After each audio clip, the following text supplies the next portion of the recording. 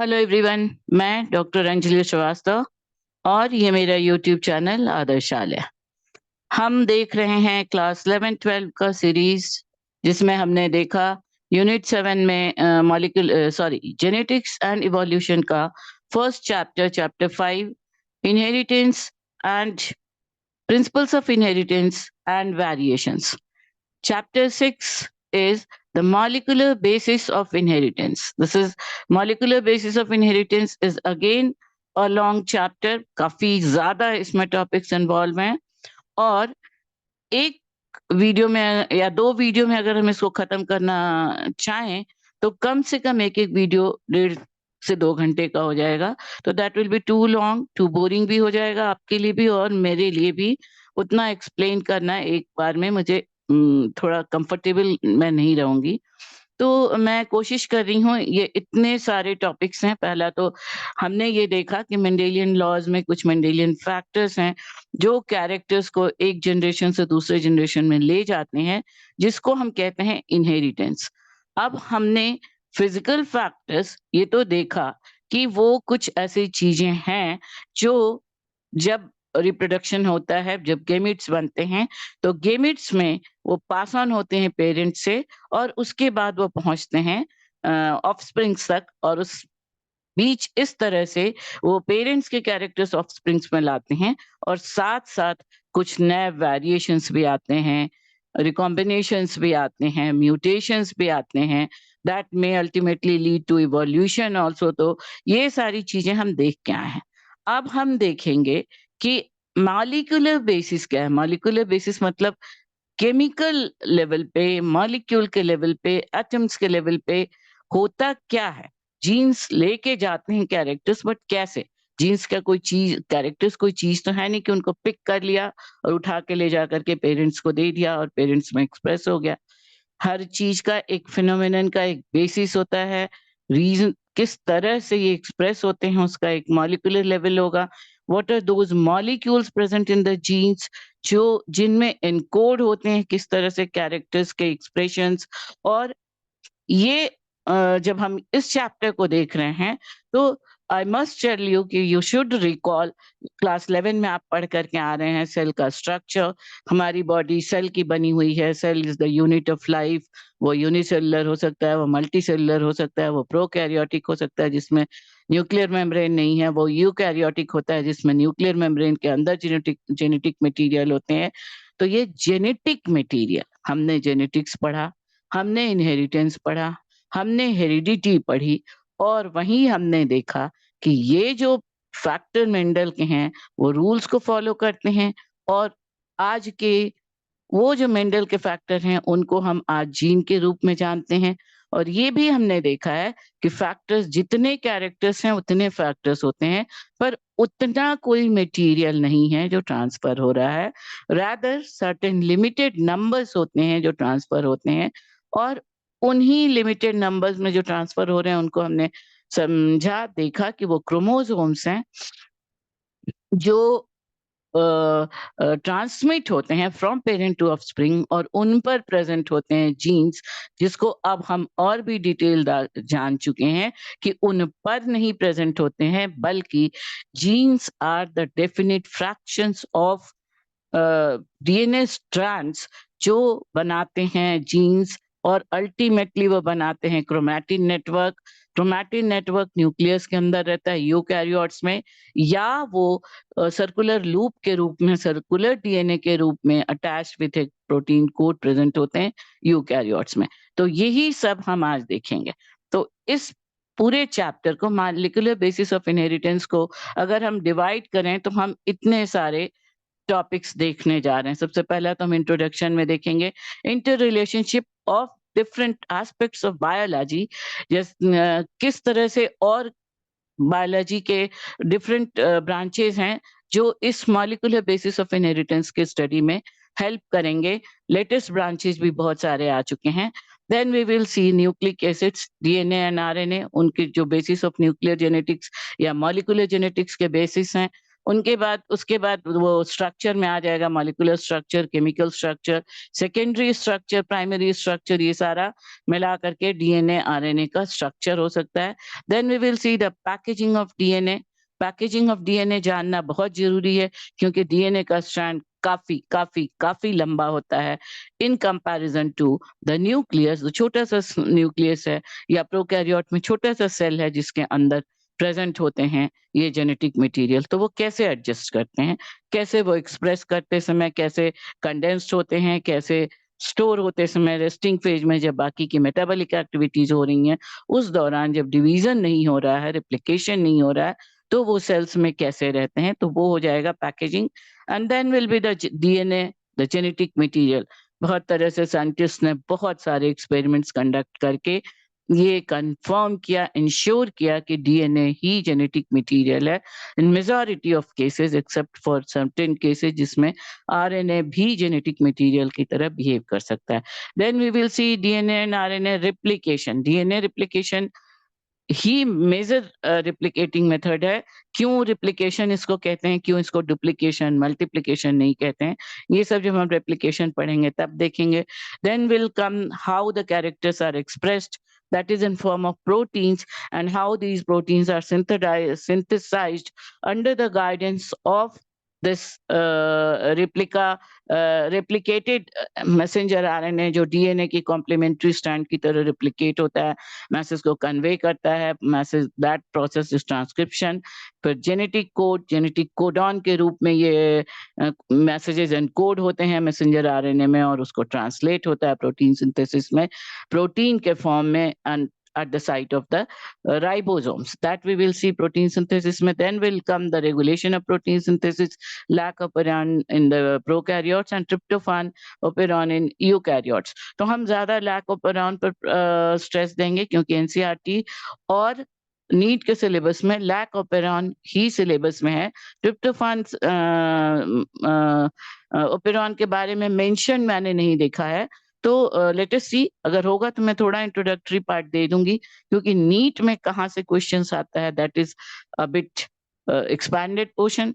तो इसीलिए मैं लिखती हूँ कि बीएससी में भी नीट के प्रिपरेशंस के हिसाब से हम चलें, तो जितने मटेरियल आ जा रहे हैं हमारे डिस्क्रिप्शंस में, वो बीएससी के भी, बीएससी पार्ट 1 में सेल स्ट्रक्चर है, फिर से आपका साइटोलॉजी, सेल स्ट्रक्चर, फंक्शन, तो उतना एनफ होगा। तो बीएससी भी मैं लिखती हूँ इसलिए कि ये एडवांस लेवल का के मेरे ये वीडियोस होते हैं। Then we will see the human genomics. इसमें हम बहुत सारी चीजें देखेंगे, किस तरह से ह्यूमन जीनोमिक्स, वैसे तो हम जेनेटिक, इसके अलावा हम देख चुके हैं लिंकेज एंड क्रॉसिंग ओवर, हम देख चुके हैं सेक्स डिटर्मिनेशन, हम देख चुके हैं म्यूटेशंस, तो बाकी और भी कुछ बेसिस, कुछ और इनहेरिटेंस के पोर्शंस हम ऑलरेडी देख चुके हैं। But just to mention you, यहाँ पे एक समराइज करने के लिए मैंने 2-3 स्लाइड्स में हम इनहेरिटेंस ऑन मॉलिक्यूलर बेसिस में क्या क्या पढ़ेंगे वो मैं 2 स्लाइड्स में दे रही हूँ। So let us start with the relationship of inheritance to other biological sciences. Biology में जो अदर साइंसेस हैं, इसमें हम बहुत ज्यादा डिस्कस नहीं करते हैं, बस मैं ये पॉइंट्स आपको दे देती हूँ जिससे एमसीक्यूज आ सकते हैं ज्यादातर। Schematic relationship between biochemistry, genetics and molecular biology is given here.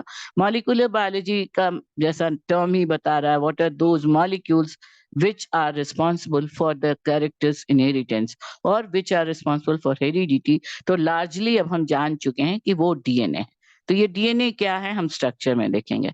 तो अब वो डीएनए इंडिपेंडेंटली सेल में नहीं रहते हैं, वो हमेशा प्रोटीन के पर्टिकुलर टाइप ऑफ प्रोटीन से एसोसिएटेड होते हैं, जो पॉजिटिवली चार्ज होते हैं, जो मेनली होते हैं हिस्टोन्स। प्रोटीन्स के बहुत तरह के टाइप्स होते हैं, जिनमें हिस्टोन प्रोटीन्स डीएनए के साथ मिल करके जेनेटिक मटेरियल के फॉर्म में ये सेल्स में रहते हैं।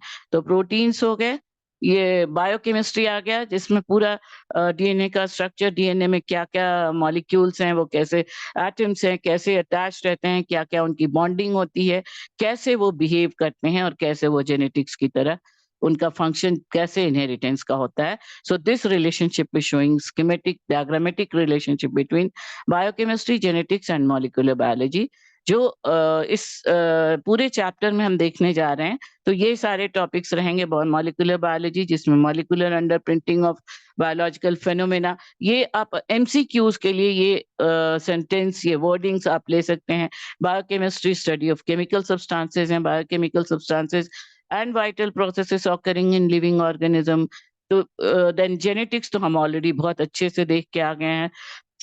किस तरह के टेक्निक्स हैं जो इन तीनों मेथड्स को, what are those methods, what are those techniques which combine these practical techniques which combine molecular biology, genetics and biochemistry. Then much of molecular biology is quantitative, that is amount wise molecular biology zyada batata hai. Then it is also it deals with the scientific techniques. Then bioinformatics and computational biology are the latest branches of biology, जो कि जिसके data analysis जिससे होता है। और आज का science बिना आईटी के, बिना कंप्यूटेशनल इंक्लूडेंस के, इंक्लूड करने के बगैर, या बायो इन्फॉर्मेटिक्स आईटी के बगैर जो आज का साइंस है वो कंप्लीट नहीं होता है। So that is, these are the branches that will be included into the inheritance, molecular basis of inheritance that has been, जो सबसे ज्यादा जिस मॉलिकुलर जेनेटिक्स को बहुत एक्सपेंशन, बहुत एम्फासिस मिला है अर्ली 2000, मतलब 20th सेंचुरी के बिगिनिंग में मॉलिकुलर जेनेटिक्स को बहुत इंपॉर्टेंस मिला है। और कुछ और ब्रांचेस जो इससे इन्वॉल्व हैं तो वो तो होंगे ही, सेल बायोलॉजी है, डेवलपमेंटल बायोलॉजी है, इवोल्यूशनरी बायोलॉजी है, पॉपुलेशन जेनेटिक्स है, फाइलोजेनेटिक्स है, बायोफिजिक्स है। ये सारे ब्रांचेस भी मॉलिकुलर बेसिस में इंक्लूड किए जा सकते हैं। सो this is the introductory part. Again इसका ईच एंड एवरी लाइन को आप अपने एमसीक्यू के लिए इंपॉर्टेंट समझ सकती हैं। Molecular basis involve study of genes, genetic variations, heredity, DNA, RNA and genetic code are the basic things, जिसके बारे में हम मॉलिकुलर बेसिस के शुरुआत में पढ़ेंगे। फिर हम पढ़ेंगे कैसे they transmit the hereditary gene from parent to offspring. Then we will study how DNA carries all the genetic information from an individual to its offspring, that is in form of genetic code, वो कैसे encoded होता है। फिर हम पढ़ेंगे replication, कैसे अगर एक इंडिविजुअल से इनहेरिट करना है कैरेक्टर्स को दूसरे इंडिविजुअल में, और पहले इंडिविजुअल को खाली नहीं होना है, तो अंडरस्टूड है एक सेल से बहुत सारे सेल बनते हैं, तो अंडरस्टूड है कि जो सेल का अपना स्ट्रक्चर है, जो मॉलिक्यूलर उसका बेसिस है, जो क्रोमोसोम का स्ट्रक्चर है, उसे रिटेन करते हुए जो नए मॉलिक्यूल्स बनेंगे, नए सेल्स बनेंगे, उनको मल्टीप्लाई करना होगा। तो वो मल्टीप्लिकेशन या डुप्लीकेशन में और रिप्लिकेशन में क्या डिफरेंस है, ये हम replication of DNA and RNA में पढ़ेंगे। देन वी विल सी, जो शुरुआत ही हम करेंगे at the time of Mendel, the factors जिनको हम जानते थे, अब जिनको हम क्रोमोसोम जानते हैं, जीन जानते हैं more finally, they must follow the Mendelian rule. ये हमेशा जेनेटिक्स का बेसिस ध्यान रखिए कि इनहेरिटेंस से, हेरिडिटी से, जेनेटिक्स से रिलेटेड कोई टॉपिक है तो वो मेंडेलियन लॉ से, मेंडेलियन रूल्स को उसको फॉलो करना ही चाहिए। तो वहाँ वो हम देखेंगे। देन हम अब जो देखने जा रहे हैं, the putative genetic material investigated culminating in the realization that DNA, deoxyribonucleic acid is the genetic material। हम आगे के चैप्टर्स में देखेंगे कि 3 इंपॉर्टेंट प्रैक्टिकल्स को, experiments rather, not practicals, experiment करके फेमस बायोलॉजिस्ट्स ने, जेनेटिसिस्ट्स ने ये प्रूव किया, साइटोजेनेटिस्ट्स ने भी, कि डीएनए ही जेनेटिक मटेरियल है।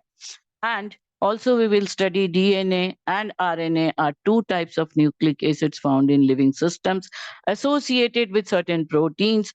These are exactly the systems, these are the molecules which are responsible for inheritance and the genetics. Then DNA and RNA are 2 types. DNA acts as genetic material, RNA, it also acts as a genetic material in some viruses. RNA, अब ये भी हम इसमें बाद में देखेंगे आगे जाकर के, आरएनए वर्ल्ड, कुछ साइंटिस्ट हैं जिन्होंने सबसे पहले ये फाइंड आउट किया था कि जब लाइफ आई अर्थ पे, तो सिर्फ आरएनए वॉल्ट था वहाँ पे। आरएनए ही पहले जेनेटिक मटेरियल की तरह बिहेव कर रहा था जब लाइफ बिगिन हुई है तो, बट कुछ आरएनए के वीकनेसेस की वजह से RNA has superseded bye DNA, जो ज्यादा स्ट्रांगली जेनेटिक मटेरियल की तरह हेरिडिटरी व्हीकल की तरह काम कर सका। और आज की डेट में बहुत ही कुछ examples like tobacco mosaic viruses, QB viruses, कुछ इस तरह के वायरसेस ही हैं जिनमें आरएनए जेनेटिक मटेरियल की तरह काम करता है या बैक्टीरियोफेजेस में। Otherwise mostly DNA genetic material की तरह काम करता है और आरएनए कुछ एक्सेप्शंस को छोड़ करके ज्यादा काम करता है as adapter, structural and catalytic molecule. अभी हम देखेंगे प्रोटीन सिंथेसिस में आरएनए का बहुत ही इंपॉर्टेंट रोल है, उस कैटालिटिक रिएक्शंस को कंडक्ट करना, structural and adapter basis banana molecular basis पर इनहेरिटेंस के लिए आरएनए के बहुत सारे ये इंपॉर्टेंट रोल्स हैं। So we will discuss structure of DNA, its replication, process of making RNA from DNA, that is transcription, that is genetic code, sequences of amino acids, how they are remain arranged, and process of protein synthesis, that is translation, overall, that is central dogma, and their elementary basis of regulation, then human genome, genomics, DNA fingerprinting, and regulation of protein synthesis. So these are the main topics that we will be discussing in this topic. Here are certain important terms explained like this. ये दो slides में मैं आपको दिखा दे रही हूँ या बता दे रही हूँ कि हम क्या क्या देखने जा रहे हैं। आज हम देखेंगे structure of nucleotide, structure of rather DNA और आरएनए का स्ट्रक्चर देखेंगे, double helix structure of DNA.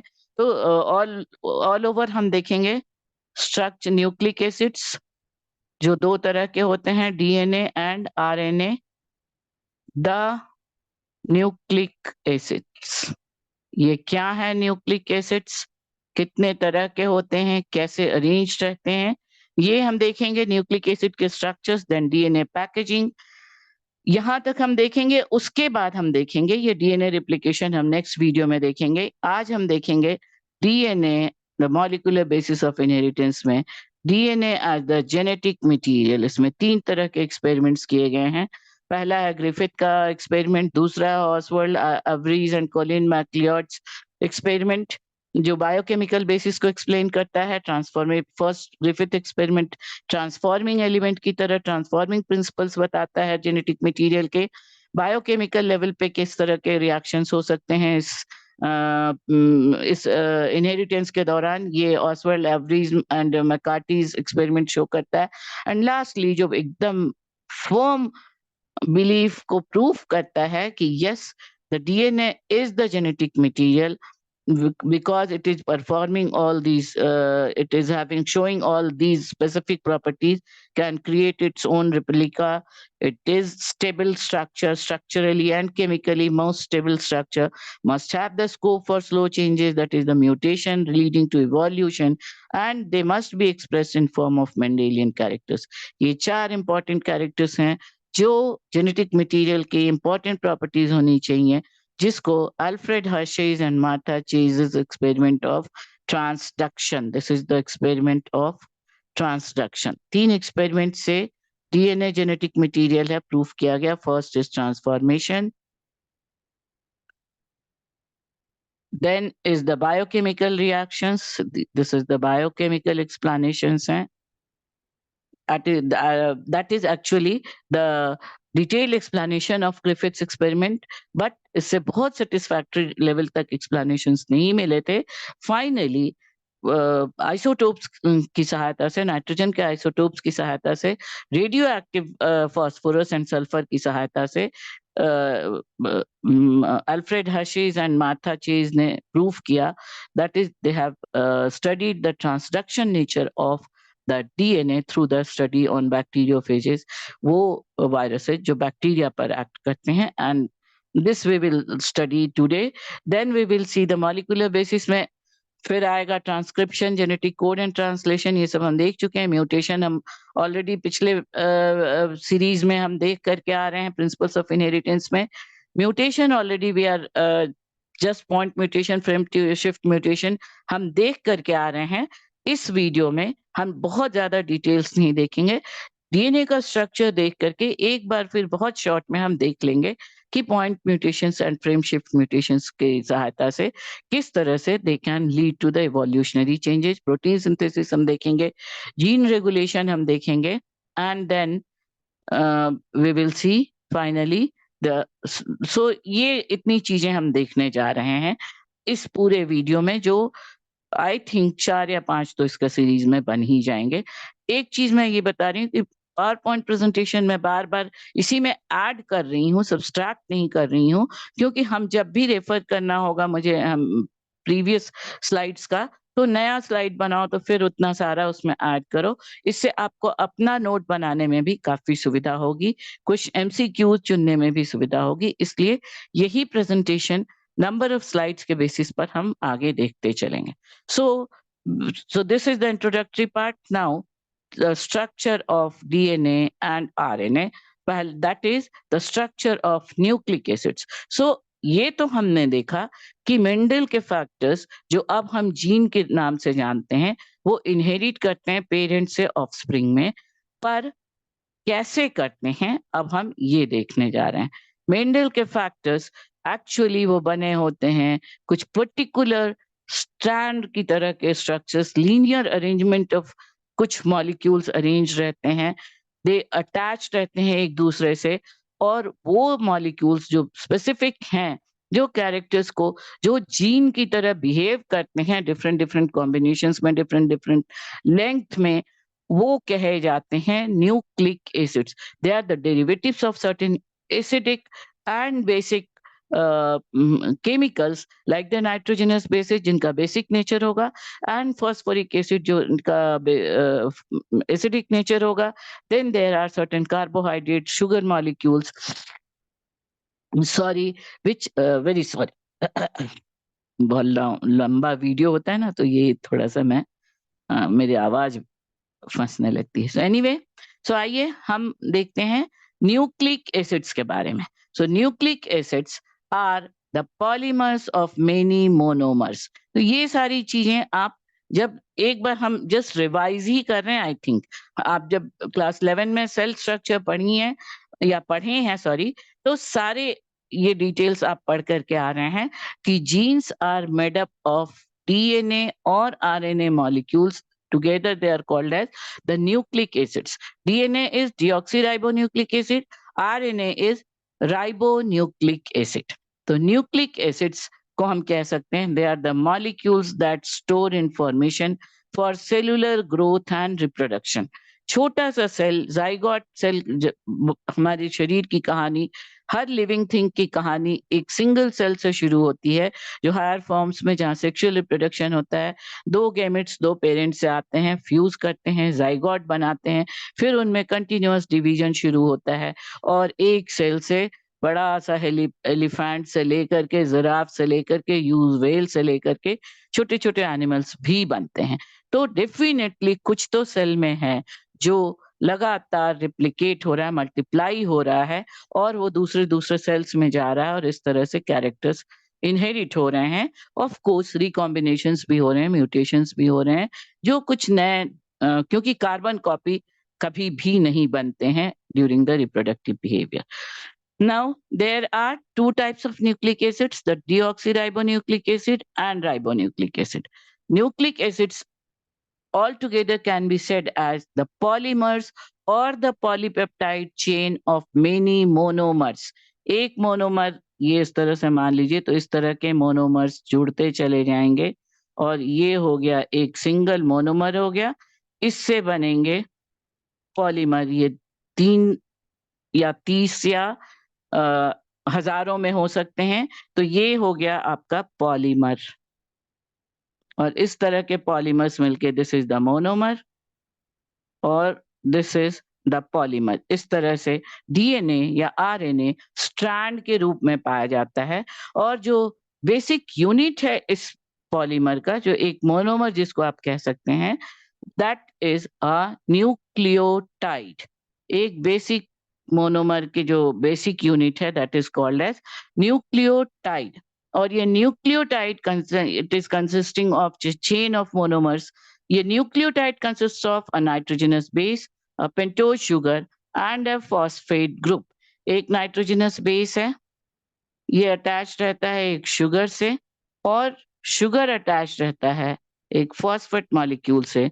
ये पूरा स्ट्रक्चर हो गया आपका एक nucleotide. This is the P is phosphate, it is attached with phosphodiester bond से शुगर से, एक शुगर मॉलिक्यूल से अटैच होगा, और हॉरिजॉन्टली ये अटैच रहेगा एक नाइट्रोजनस बेस से with the N glycosidic bond. Nitrogenous base 4 तरह के होते हैं, और ये पूरा एक जो यूनिट है, एक पी, एक एस, एक N, this is one nucleotide.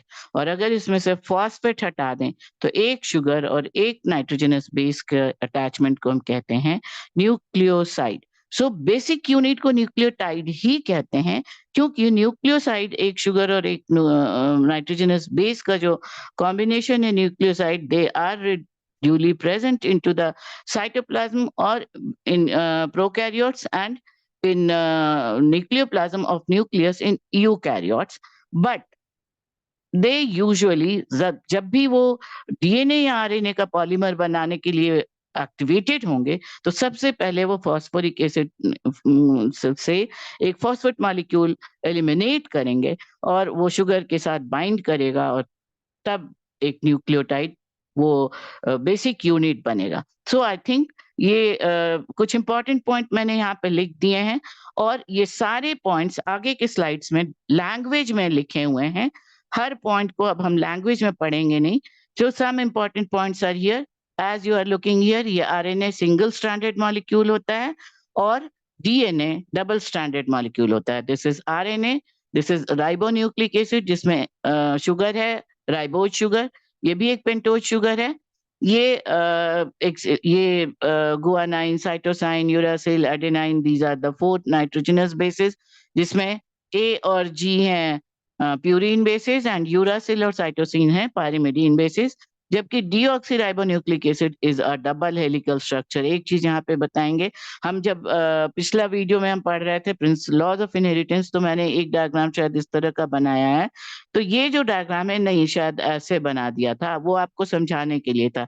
ये जैसे दिख रहा है ना कि ये यहाँ पे कोई काजमा फॉर्मेशन सिर्फ जब सेल डिवीजन होता है ना, तो जो अटैचमेंट और ब्रेकेज एंड रीलिंकिंग एंड रीजॉइनिंग होता है, वो सिर्फ मियोसिस के फेज 1 में होता है। यहाँ पे ये जो डीएनए में हमेशा ये एंटी पैरेलल स्ट्रैंड रन करते हैं, ये कभी भी एक दूसरे से, ये अगर दिखते जरूर हैं इस तरह से अटैच्ड, एक तरह से मिलते हुए, बट ये कभी भी एक दूसरे को क्रॉस नहीं करते हैं।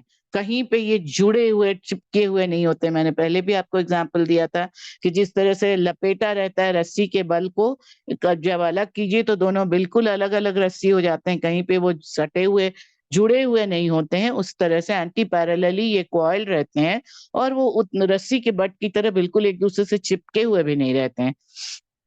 ये एक मॉलिक्यूलर, ये स्ट्रक्चरल ढांचा है डीएनए के स्ट्रैंड का, जो रन करता है अलोंग सेंट्रल एक्सिस। ये एक्सिस एक इमेजिनरी एक्सिस है, ऑफ कोर्स इस एक्सिस के थ्रू रन करता है।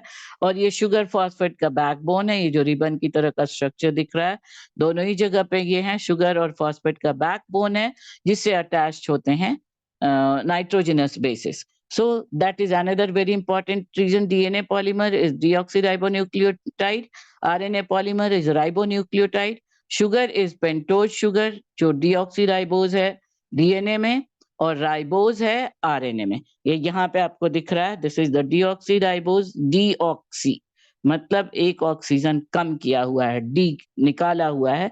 तो यहाँ पे आपको मिलेंगे डीएनए में 3 OH ग्रुप हैं, 1 2 and 3, जबकि राइबोज शुगर में 4 ऑक्सीजन ग्रुप हैं, OH ग्रुप हैं, इसको हाइड्रोक्सिल ग्रुप कहते हैं, 1 2 3 and 4।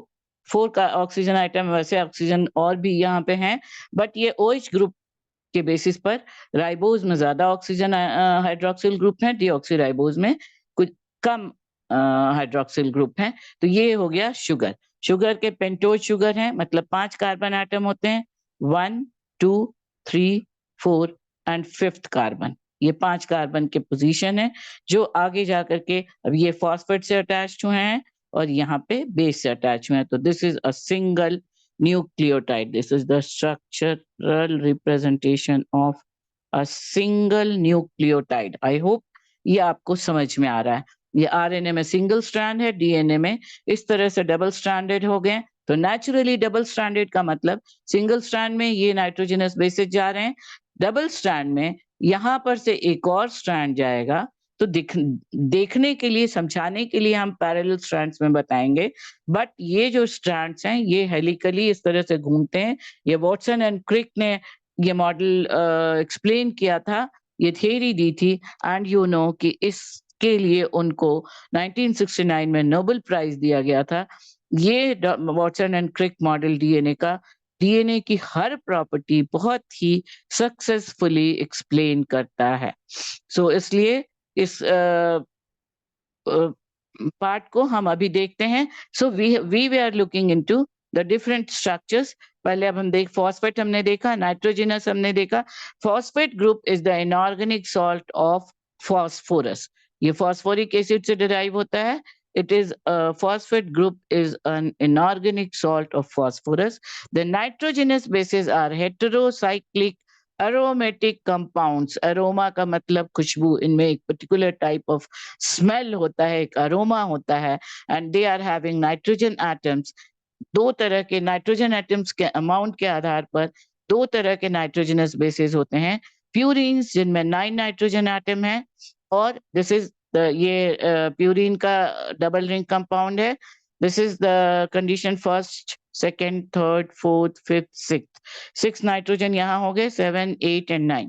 9 नाइट्रोजन एटम प्यूरिन में दो रिंग में हैं, और इनका अटैचमेंट फिर हाइड्रोक्सिल ग्रुप्स के साथ और अलग तरीके से होता है। तो डिफरेंट टाइप्स ऑफ बेसेस बनते हैं। They are mainly of two types, adenine that is represented by capital A and guanine represented by capital G. This is adenine and this is guanine. ये purines हो गए। And another type of nitrogenous bases are pyrimidine. इसको याद रखने के लिए एक trick जो मैंने यूज किया था कि प्यूरिन नाम तो छोटा है, स्ट्रक्चर बड़ा है। छोटे नाम में दो रिंग है, बड़े नाम में सिंगल रिंग है। इसमें सिर्फ 6 नाइट्रोजन एटम है, 1, 2, 3, 4, 5 एंड 6 नाइट्रोजन एटम है। ये यहाँ पे ऑल टुगेदर अगर हम न्यूक्लिक एसिड की बात करें तो 7 तरह के नाइट्रोजनस बेस हो गए, बट एक न्यूक्लिक एसिड में 6 ही नाइट्रोजनस बेस होंगे। 3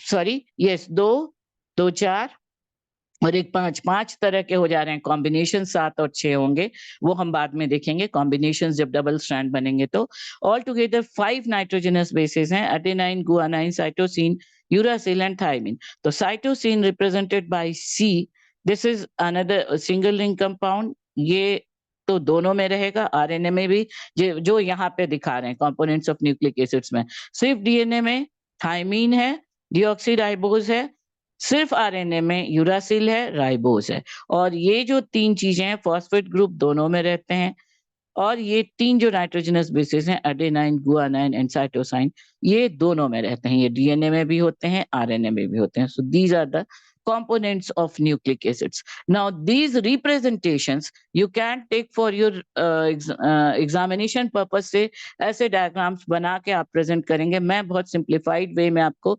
समझाने के लिए बहुत सिंप्लीफाइड वे में समझाती चलूंगी, और आप अपने डायग्राम्स के लिए जो हमने प्रेजेंटेशंस बनाए हैं ये इसमें हम मिटा दे रहे हैं, ताकि ये बहुत क्लटर्ड आपको नहीं दिखे। दीज आई थिंक आपको ये सब समझ में आ रहे होंगे एक्सप्लेनेशंस। जहाँ पे बहुत ज्यादा रब नहीं कर पाई तो मैं वहां पे इसी तरह छोड़ भी सकती हूँ। So now come to the pyrimidines हमने देख लिया। Now what are these bonds? ये तो आप देख रहे हैं कि हर जगह पे, यहाँ पे भी आप देख रहे हैं कि ये जो बेसेस हैं फॉस्फेट हैं, शुगर हैं, ये सब एक दूसरे से अटैच्ड होते हैं, जुड़े हुए होते हैं through through different types of bonds. तो ये बॉन्डिंग कहाँ-कहाँ पे है, कैसी-कैसी है? पहला तो बॉन्डिंग हो गया आपका फॉस्फेट एंड शुगर का। फॉस्फेट शुगर ये हमने देखा न्यूक्लियोटाइड में। फॉस्फेट इस तरह का अरेंज अटैचमेंट रहेगा। फॉस्फेट एक शुगर 2 फॉस्फेट मॉलिक्यूल से अटैच रहता है, यहाँ पे एक phosphate. Now this sugar is attached with the nitrogenous base. Now this phosphate and sugar ये बनाता है बैकबोन। बैकबोन रीढ़ की हड्डी आप समझते हैं। ये जो रिबन की तरह का स्ट्रक्चर दिख रहा है ये बैकबोन है और इससे जो निकले हुए प्रोजेक्शंस की तरह जो ढांचे को सपोर्ट करते हैं, these are these polymers of the nitrogenous bases, जो इनसे निकल के आरएनए में सिर्फ एक लीनियर स्ट्रैंड बनाते हैं और डीएनए में इस तरह के 2 स्ट्रैंड मिल करके यहाँ पे एक बेस है। इसको हम इसके बाद वाले स्लाइड में आप अच्छे से समझ लीजिएगा। यहाँ पर जैसे मान लीजिए ये अगर हम रिप्रेजेंट करते हैं एक स्ट्रैंड और दूसरा स्ट्रैंड, तो यहाँ पे जो बेसेस हैं, यहाँ पे फॉस्फेट हो गया, यहाँ शुगर हो गया, यहाँ नाइट्रोजनस बेस हो गया। इधर भी वैसा ही दूसरा स्ट्रैंड जाएगा। तो ये नाइट्रोजनस बेस भी जुड़े हुए हैं 2 स्ट्रैंड से। तो इस तरह से 3 तरह के स्ट्रैंड्स हो गए। पहला हो गया फॉस्फेट का शुगर से, दूसरा हो गया शुगर का नाइट्रोजनस बेस से और तीसरा हो गया एक-एक न्यूक्लियोटाइड का दूसरे न्यूक्लियोटाइड से। तो ये 3 तरह के बॉन्ड हो गए। पहला हो गया sugar and nitrogenous base. It is called as N-glycosidic bond. This is called as N-glycosidic bond that forms the nucleoside. Then comes the phosphate and sugar combination that is joined by a phosphodiester bond. Phosphor term phosphorus से related है, तो phosphate and ester एक is a type of sugar से related है। तो phosphorus और ester को join करने वाला बॉन्ड हो गया फॉस्फोडाइस्टर बॉन्ड। डाई मतलब 2 हैं, तो 2 इस बॉन्ड ये बॉन्ड से फॉस्फेट शुगर से यूनाइट करता है। And the third bond is ये जो पाया जाता है इसमें नाइट्रोजनस बेसिस में डीएनए के, this is called as hydrogen bond. ये डीएनए के 2 स्ट्रैंड के बीच में कॉम्प्लीमेंट्री नाइट्रोजनस बेसेस ज्वाइन करते हैं। ये this is called as the hydrogen bond. This is ये हाइड्रोजन मॉलिक्यूल की बॉन्डिंग से बनता है और ये एडेनाइन जब थायमीन से अटैच होता है तो ये डबल बॉन्ड होता है और साइटोसिन गुआनिन से या गुआनिन साइटोसिन से अटैच होता है। यहाँ पे भी वैसा वर्सा होगा, A to T और T to A दोनों स्थिति में डबल बॉन्ड होगा, यहाँ पे ट्रिपल बॉन्ड होंगे G and C के बीच का attachment. So this is about the bonds, different types of bonds in the nucleic acids.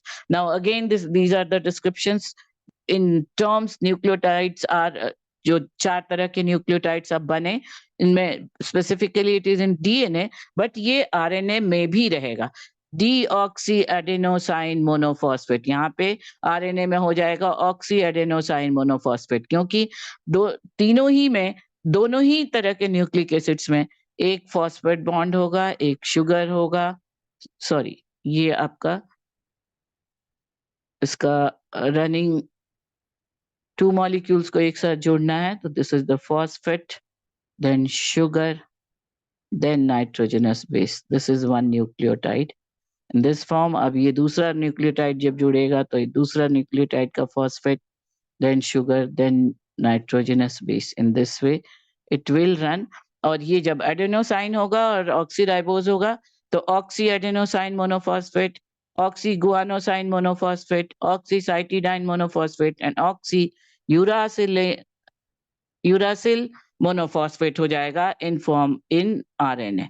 RNA में थायमिडीन की जगह यूरासिलीन होता है। तो ये आरएनए में टर्म्स डीऑक्सी की जगह ऑक्सी हो जाएंगे। ये डीएनए के लिए deoxy adenosine monophosphate, deoxy guanosine monophosphate, deoxy cytidine monophosphate and deoxy thymidine monophosphate. So these are the components of a nucleotide, nitrogenous bases, pentose sugar, phosphate group. Phosphate nitrogenous bases 4 तरह के होते हैं, purine, pyrimidine, and sugar are of 2 types, ribose and deoxyribose. ये है इनका, ये again component of nucleic acid का classification आप ले सकते हैं, डीएनए, आरएनए, और आरएनए के फिर 3 तरह के टाइप्स होते हैं, दैट वी विल सी जब हम ट्रांसक्रिप्शन पढ़ेंगे और ट्रांसलेशन प्रोटीन सिंथेसिस। तब एक जो मोस्ट लीनियरली अरेंज्ड है एमआरएनए और मैसेंजर आरएनए, मोस्ट इंपॉर्टेंट कहा जाता है इनको, then ribosomal RNA, they are in globular form forming the ribosomes, and the transfer RNA are the tripartite structures जो अमाइनो एसिड्स को कलेक्ट करके राइबोसोम तक ले जाते हैं for protein synthesis. So now these are the sequences of bases constituting the genetic information.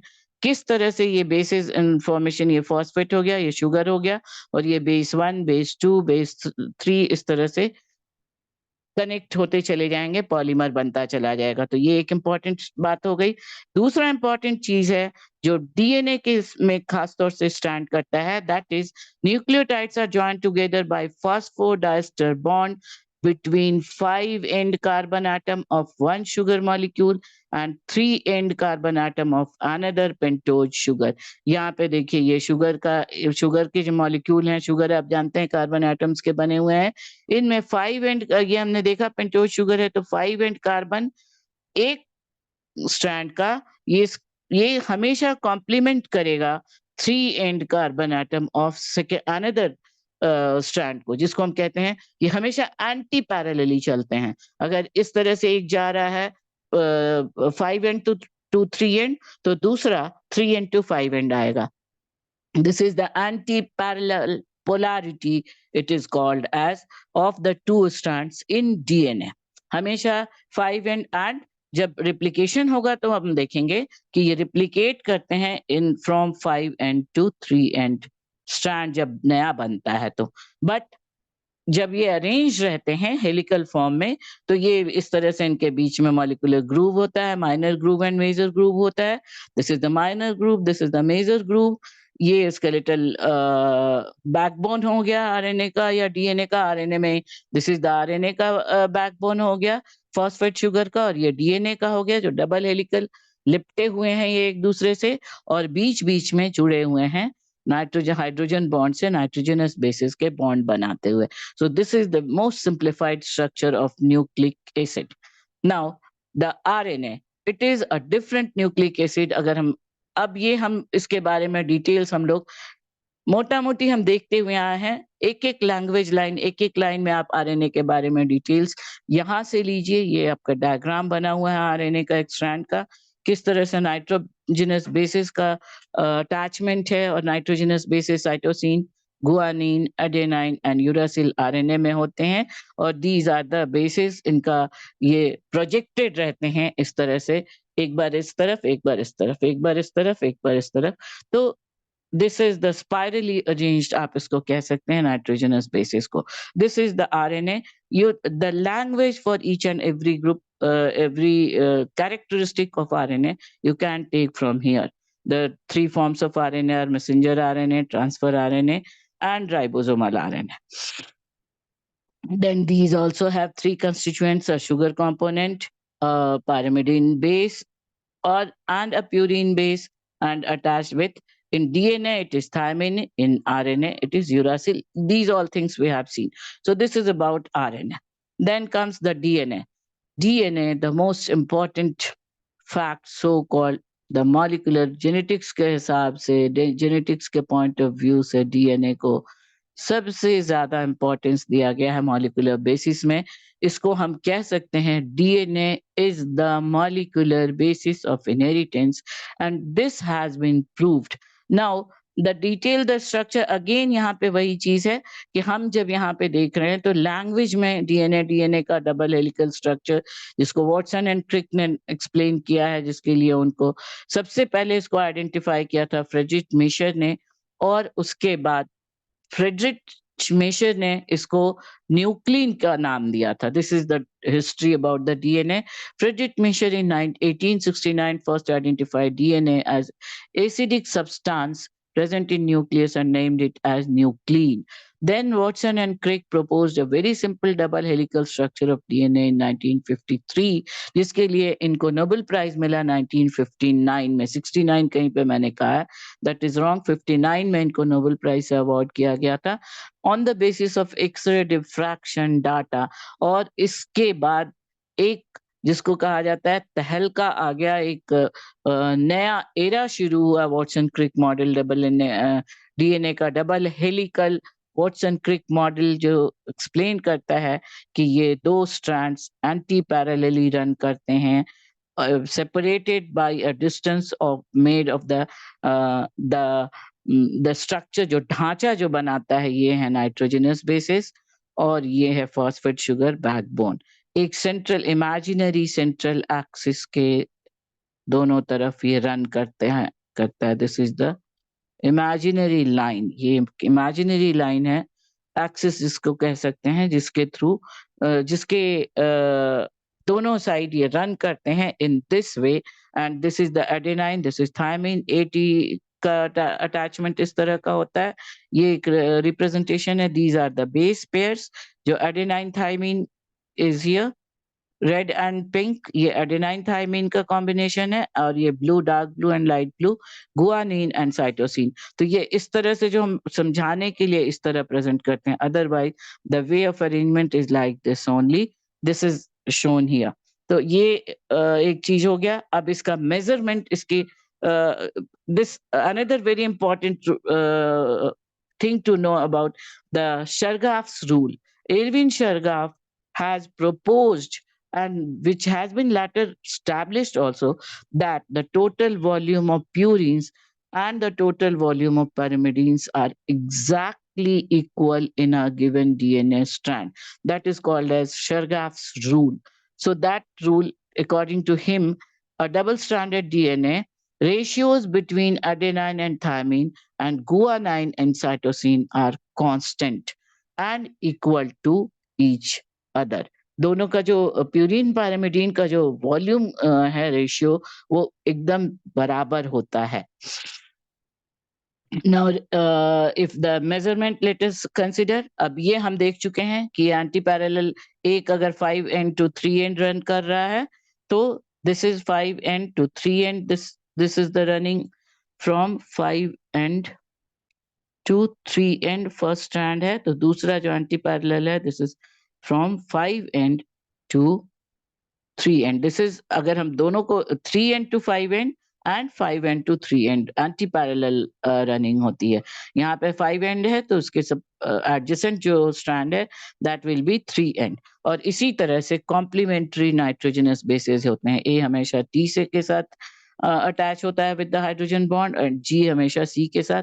अब ये vice versa भी हो सकता है, टी ए के साथ सी ए जी के साथ ही जुड़ेगा. सो this is the basic structure of the deoxyribonucleic acid, and these structures are called as, ये पूरा एक स्ट्रक्चर एक बेस पेयर कहलाता है. अब ये मेजरमेंट अगर हम देखें तो ये जो 3 to 5 के बीच का जो ये जो आप इसको डायमीटर कह सकते हैं, ब्रेथ कह सकते हैं एक स्ट्रैंड का, this is about 20 Armstrong, and this is also called as 2 माइक्रोम्यू भी मेजरमेंट में कहा जाता है. ये है minor groove, this is the major groove, and यहाँ से यहाँ पे जो मोड़ रहे हैं यहाँ पे this is the minor groove and this is the minor groove and this is the major groove. ये अगले आगे के स्लाइड्स में आपको और क्लियरली दिख जाएंगे रिप्रेजेंटेशंस. नाउ ये दो बेस पेयर के बीच में 3.4 आर्मस्ट्रॉन्ग का डिस्टेंस होता है, और एक हेलिक्स जो यहाँ से शुरू होकर के अगर हम इसको कहें तो अब यहाँ पे कितना दिख रहा है पता नहीं, पर प्रैक्टिकली होते हैं ये 10 नाइट्रोजनस पेयर्स होते हैं. तो 3.4 को अगर 10 से मल्टीप्लाई कर दीजिए तो 30 Armstrong will be the length of one helix of a DNA strand. So these are, इसके बाद वाले स्लाइड्स में हम देखेंगे. आई थिंक ये सारी चीजें आपको हम हम लोग डिस्कस कर चुके। The plane of one base pair stacks over, ये स्टैकिंग इस तरह का जो अरेंजमेंट है, एक वन पेयर दूसरे वन पेयर बेस पेयर के ऊपर स्टैकिंग करता है। इस तरह से यहाँ यहाँ इस तरह से अरेंज नहीं है, ये इस तरह से अरेंज है। This is called as cisternae stacking. आप इसके पहले जब सेल स्ट्रक्चर पढ़ रहे होंगे तो आप सिस्टर्नी ऑफ गोल्जी कॉम्प्लेक्स में भी पढ़े होंगे। स्टैकिंग्स होती हैं इस तरह से, लैडर फॉर्म में अरेंज होते हैं base pairs. So that is in the double helix that confers the stability of the helical structure in addition to hydrogen bonds. Hydrogen bonds के अलावा ये stacking pattern में arrangement base pairs का भी confirm करता है या establish करता है इसके double stability of DNA structure. So this is the structure of DNA. Then comes, this is now, so these are certain specific terms used for the particular length of DNA. अब ये जो DNA है, ये DNA ऐसे ही strand की तरह से simply नहीं पाए जाते हैं। हम पहले भी देख करके आए हैं कि ये क्रोमोसोम में, प्रोकैरियोट्स में, ये सेल के अंदर न्यूक्लियोसोम, ये साइटोप्लाज्म में स्कैटर्ड मतलब छितराए हुए नहीं रहते हैं। दे रिमेन डिस्पर्स और डिस्ट्रीब्यूटेड इन डिफरेंट फॉर्म्स, जिसको हम न्यूक्लियोइड्स कहते हैं। ये हमेशा कुछ प्रोटीन्स के साथ अटैच रहते हैं, negatively charge protein and positively charge होते हैं प्रोटीन, और नेगेटिवली चार्ज होते हैं ये डीएनए के स्ट्रैंड्स, और ये दोनों नेगेटिव एंड पॉजिटिव मिल करके एक बॉन्डिंग बनाते हैं। और उस तरह से ये जो प्रोकैरियोट्स, जहां पर न्यूक्लियर मेम्ब्रेन नहीं है, वहां इनको हम कहते हैं न्यूक्लियोइड्स। और यूकैरियोट्स में न्यूक्लियस के अंदर आपने पढ़ा होगा, सेल के अंदर न्यूक्लियस होता है, न्यूक्लियस के अंदर क्रोमैटिन नेटवर्क होता है, और इस क्रोमैटिन नेटवर्क के फॉर्म में ये हम बता रहे थे, देखिए 5 एंड 3 एंड, अगर हम उसको अब समझने के लिए सीधा करके पढ़ें तो इस तरह से, पर ये ऐसी सीढ़ी की तरह का अरेंजमेंट है, पर इस तरह नहीं दिखता है, देखने में ये इस तरह का होता है। And this is the 3.4 nm या माइक्रोम्यू और 34 Armstrong. This is the measurement. And this is the way they are how arranged. इस तरह से इनके बीच में एक they maintain a distance, कभी एक दूसरे से चिपके हुए नहीं होते हैं। And these are now the units of DNA जो अलग अलग काम के बेसिस पे इनको एक particular length of DNA, जैसे cistron, structural gene that is the functional unit of DNA that codes for specific protein, जो एक जीन की तरह पर्टिकुलरली काम करता है, स्पेसिफिक प्रोटीन को कोड करता है। जब प्रोटीन का पॉलीपेप्टाइड चेन बनता है, प्रोटीन बनता है, तो कौन सा प्रोटीन बनेगा, वो लेंथ जो डीएनए का है, that is called as cistron. Then is the recon, जो रिकॉम्बिनेशन हमने देखा था, लिंकेज एंड क्रॉसिंग ओवर, तो वो यूनिट क्रोमोसोम का टुकड़ा जिसमें जीन्स का रिकॉम्बिनेशन, जिसमें एक्सचेंज होते हैं, नए कॉम्बिनेशंस जहां पे दिखते हैं, उन यूनिट्स को कहते हैं रेकॉन। देन जो म्यूटेशन के लिए रिस्पॉन्सिबल लेंथ ऑफ डीएनए है, वो कहा जाता है म्यूटॉन। और जितना पार्ट रिप्लिकेशन में यूज होता है, the unit of DNA that undergoes replication, this will be replication, is the replicon. So these are specific terms used for the different sections of DNA or portions of DNA or the units of DNA that perform the different functions. So now this is the base pairing. These are all we have seen. Tautomers are the arrangement of DNA molecules of the same molecules in two different ways is called as tautomer. ये term आप पहले भी पढ़ करके आए होंगे। Now this basic structure हम लोग देख चुके हैं, जिसको प्राइमरी स्ट्रक्चर कहते हैं, और सेकेंडरी स्ट्रक्चर थोड़ा और डेप्थ में जाते हैं, तो ये एक्सरे डिफ्रैक्शन एविडेंसेस से आपको by it has been given by Rosalind Franklin and Chargaff that the primary structure of DNA was established, जिसको सेकेंडरी स्ट्रक्चर में बेस पेयरिंग एग्जैक्टली कैसे होती है, हाइड्रोजन बॉन्डिंग कैसे होती है, ये किस तरह से इनका वॉल्यूम कैसे डिसाइड किया जाता है, जो शरगाफ्स रूल बताता है, those all facts are described in the secondary structure. It is not mentioned specifically primary and secondary structure अलग अलग आपको पढ़ना है इसमें, इसलिए आप एक मिनट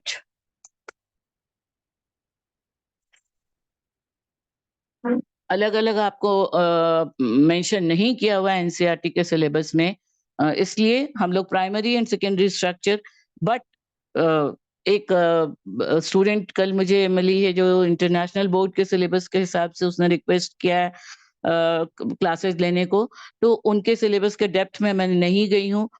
और as I have told you कि ये बीएससी के लेवल में भी ये इंक्लूडेड हो सकता है। तो सेकेंडरी स्ट्रक्चर डीएनए का मोर डेप्थ में स्ट्रक्चर बेस पेयरिंग टॉटोमर्स क्या हैं ये हमने यहाँ पे दे दिया है। If you are interested you can take from here for your answers, otherwise you can omit. बाकी ये सारी चीजें हम देख चुके हैं।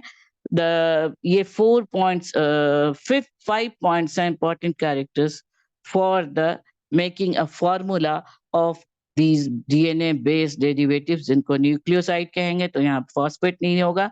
एडेनाइन से deoxy adenosine, deoxycytidine, deoxy guanosine, deoxythymidine. जब ये न्यूक्लियोटाइड में बदलेंगे तो they will be called as deoxy adenosine monophosphate, deoxycytidine, 5 and 3 and mention करके। तो ये this is for your writing practice, your preparations for the competitions. You can go through this. Now the second topic that we are going to do is the DNA packaging। जो जैसे हमने पहले भी देखा DNA की जो हमने देखा कि डीएनए पॉलीन्यूक्लियोटाइड्स होते हैं। ये 3 न्यूक्लियोटाइड का भी एक डीएनए हो सकता है और हजारों न्यूक्लियोटाइड्स का भी बना हुआ हो सकता है। तो नेचुरली जितने नंबर ऑफ न्यूक्लियोटाइड्स हैं उतना इनका लेंथ बढ़ता चला जाएगा। बट सेल का तो साइज फिक्स है, सेल के अंदर जो न्यूक्लियस है उसका भी साइज फिक्स है। तो अगर आपको एक बॉक्स के अंदर काफी लंबा, बहुत बहुत बहुत लंबा एक रस्सी की तरह का स्ट्रक्चर को एक छोटे बॉक्स में फिट करना है, डाल करके रखना है, तो आप क्या करेंगे? उस रस्सी को कॉइल करेंगे, लपेट देंगे। तो इसी तरह से उसको हम कह सकते हैं कि पैकिंग करके उसको फिट किया जाता है। तो the same thing happens in case of DNA. जो डीएनए का काफी लॉन्ग स्ट्रैंड को पैकेजिंग की जाती है to fit into the nucleoid of the prokaryotes और द न्यूक्लियोसोम। जैसा अभी इसके पहले अगर आपको याद हो तो हम देख करके आ रहे हैं प्रोकैरियोट के अंदर जो पोर्शंस ऑफ डीएनए पाए जाते हैं जो हिस्टोन के साथ एसोसिएटेड रहते हैं, कैप्सुलेटेड रहते हैं, अटैच रहते हैं और वो एक यूनिट बनाते हैं उस प्रोकैरियोटिक का, उसको हम न्यूक्लियोइड कहते हैं। जबकि इसमें न्यूक्लियोसोम कहते हैं यूकैरियोट्स में। ये यूकैरियोट्स में काफी सारे डीएनए के strands particular type of histones के ऊपर का एक बेस पर अटैच रहते हैं, पर्टिकुलर टाइप ऑफ स्ट्रैंड के ऊपर अटैच रहते हैं and this is the DNA strand. ये हो गया आपका, ये डीएनए स्ट्रैंड है येलो कलर का। और सॉरी बार बार बहुत ही डिस्टर्बिंग वॉइस निकल रहा है, bit I am very sorry. और ये जो है ये हैं 8 octamer of histone protein. This will be, ये सामने से देखने से इस तरह से, पीछे से 4 सामने से 4 दिखेंगे, पीछे से 4 दिखेंगे। और फिर ये आता है आपका बीच में ये जो दोनों डीएनए के स्ट्रैंड को जोड़ता हुआ दिख रहा है, this is the linker histone. तो ऑल टुगेदर हम कह सकते हैं कि histones, positively charge histones and negatively charged DNA particles मिल करके बनाते हैं एक साथ nucleosome in the eukaryotes and nucleoid in prokaryotes. Now sorry, the length of DNA double helix is about 2.2 meters and it needs special packaging in a cell. This is the core of histone. अगर एक तरह से हम देखें, so this is also called as, this DNA packaging is also called as DNA supercoiling. The packaging large DNA molecules to fit into the cell or cell nucleus requires DNA supercoiling, जिसमें nucleosome formation होता है and chromatin and chromosomes बनते हैं ultimately. So the histones which are forming, वो जो histones हैं जो nucleosome बनाते हैं, यूनिट ऑफ क्रोमैटिन नेटवर्क, वो इन केस ऑफ डीएनए 5 तरह के होते हैं। पहला हो गया H1, और दूसरा हो गया H2A, H2B, H3 and H4, जिसमें H1 काम करता है लिंकर का, ज्वाइन करता है दो डीएनए के स्ट्रैंड्स को, और बाकी H2A, H2B, H3 and H4 इनको 2 से मल्टीप्लाई करके एक ऑक्टामर, ऑक्टामर आप समझती होंगी 8, समझते होंगे रादर, ऑक्टा मतलब 8, जिस तरह हेक्सा मतलब 6 होता है, टेट्रा मतलब 4 होता है, ट्राई मतलब 3 होता है, ऑक्टा मतलब होता है 8।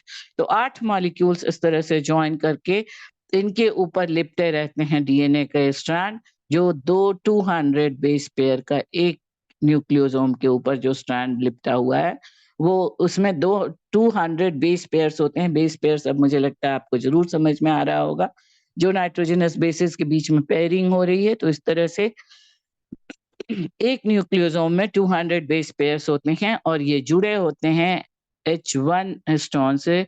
This is the histone octamer, and this is the histone linker, H1 histone. So in this way, the language now, this is the how the packaging is done. इसके next slide में हम देखते हैं।